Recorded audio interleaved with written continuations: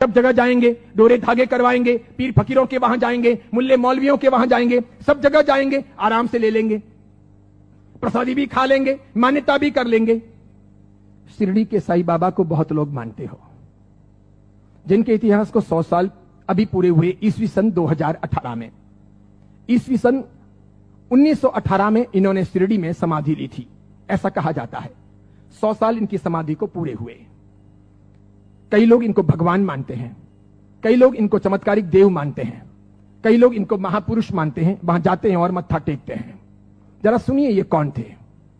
मेरा दावा है, हिंदू हो या जैन हो, जो इनको मानते हैं, उन 100 में से 99 लोगों को भी ये पता नहीं है कि ये कौन थे। 99 लोगों को भी ये पता नहीं है कि ये कौन थे, कौन है, इन्हें क्यों लाया गया, ये 99 को पता नहीं।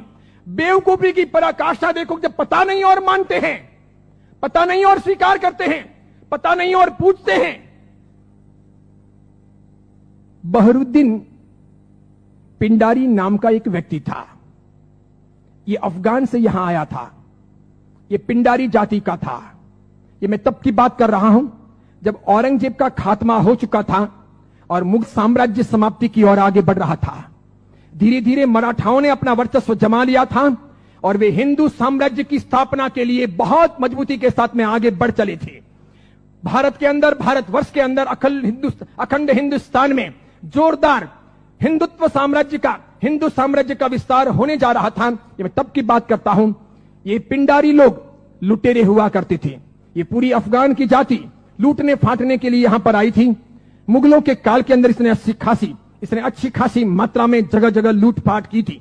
हिंदुओं को टारगेट बनाना, उन्हें लूटना, उनके पैसों को छीनना, उनकी बहन बेटियों को छेड़ना और पसंद आ जाए तो उनकी बहन बेटियों को उठा लेना, ऐसे इनके कर्तव्य हुआ करते थे। 1838 में इस बहरुद्दीन का माफ कीजिएगा, 1838 में इस बहरुद्दीन का जन्म हुआ और यह आगे बढ़ा। उसके बाद में एक फिल्म आई, वो हिंदी फिल्म थी। उस फिल्म को जगह जगह पर दिखाया गया षड्यंत्र के आधार पर।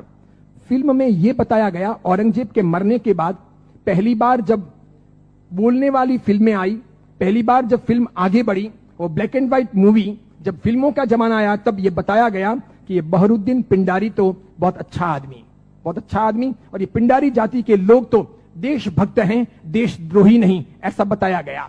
बावजूद इसके इस बहरुद्दीन ने जगह जगह डकैतियां करना, लूटना फाटना जारी रखा। बड़ी मात्रा में लोगों को तहस नहस करता रहा। इसने अपनी जिंदगी में कई सारी हिंदू महिलाओं के, कन्याओं के बलात्कार किए, कितना ही सारा नुकसान पहुंचाया।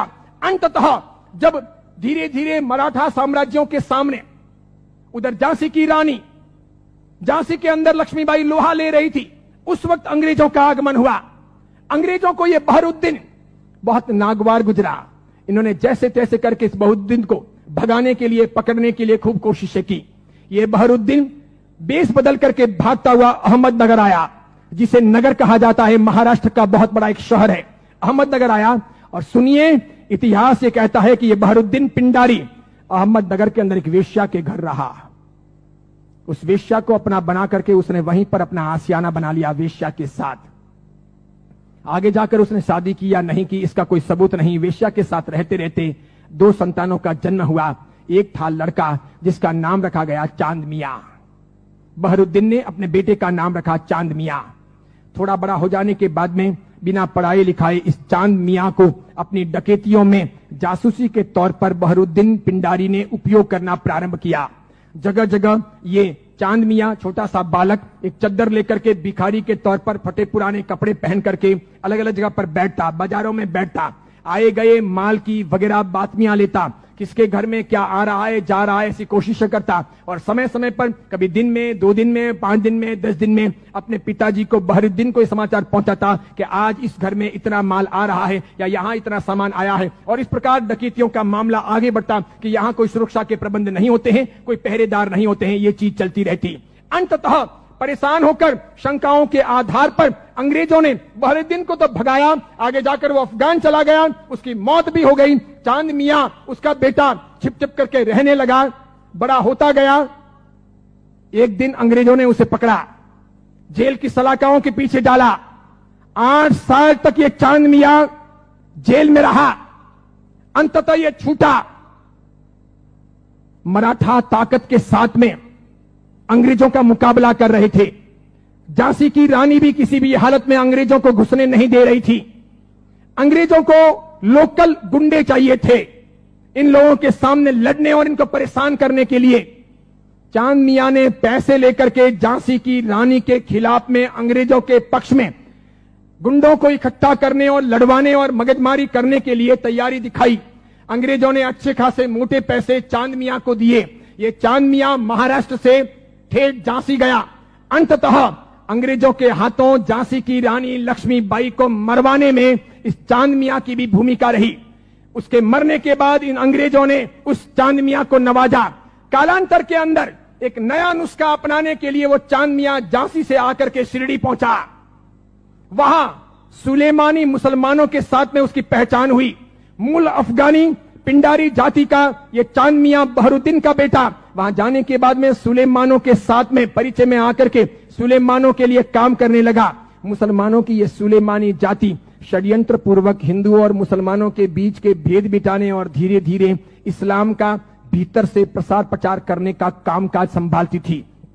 ये स्लो पॉइजन देकर के धीरे धीरे लोगों को मुसलमान बनने के लिए अलग अलग तौर तरीकों से कब्रों पर ले जाने या फिर अलग अलग दरगाहों पर ले जाने, उन्हें बदलने, उन्हें चमत्कार दिखाने के तौर पर परिवर्तित करने का काम करती थी।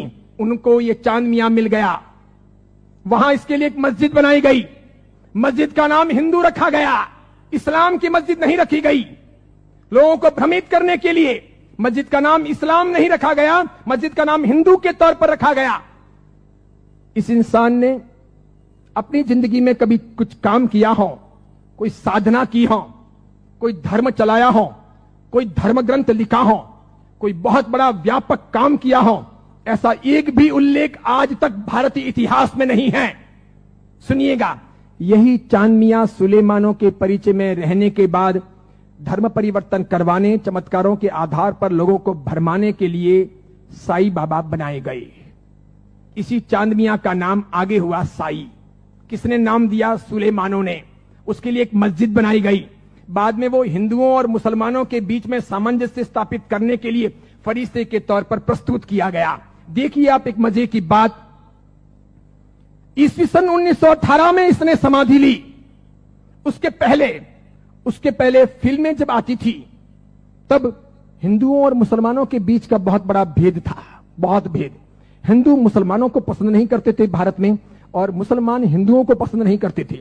मुसलमानों को ईश्वर के नाम से बहुत एलर्जी थी, हिंदुओं को अल्लाह के नाम से बहुत एलर्जी थी। अगर आप थोड़े बहुत भी अपने प्राचीन काल में जाएं, मेरे जमाने के आसपास पहुंचे, ईस्वी सन 60 और 70 के दशक में पहुंचे, ईस्वी सन 1960 1970, और तब के जमाने में जितनी फिल्में आई तो फिल्मों में कहीं ना कहीं अल्लाह लाने पड़ते थे या फिर ईश्वर लाने पड़ते थे। बिना उनके काम चलता नहीं था। इन फिल्मों के आधार पर ही फिल्में हिट होती थी, फिल्में चलती थी। उस समय मात्र लटके मटके लेना, कमर को नचाना, ठुमके लेना और उससे फिल्म चल जाएगी, ऐसा होता नहीं था।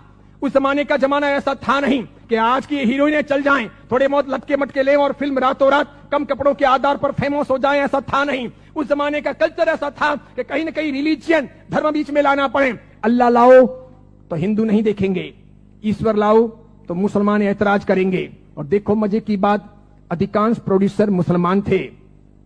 अधिकांश पाकिस्तान से, सिंध से, पंजाब से और कश्मीर से आए हुए हीरो और हीरोइन ये भी मुसलमान थे। लेकिन नौबत ये थी कि ये मुसलमान हिंदुस्तान के बाजार में अपने असली नाम से चल नहीं सकते, और इसीलिए दिलीप कुमार मुसलमान, उसको अपना नाम बदलना पड़ा।